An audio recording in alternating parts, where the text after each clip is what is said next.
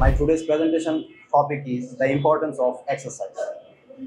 Exercise is very important a healthy life. It makes our body stay fit and strong.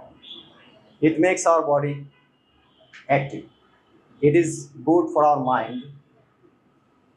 It reduces stress and makes me feel happy. It makes us avoid many diseases like diabetes and many heart problems. In my own life, I try to exercise every morning because it gives me energy and makes me feel fresh all the day long.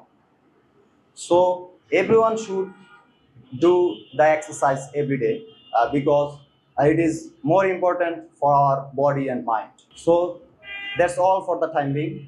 Thank you very much for listening me with a great patience. Hope that see you another day.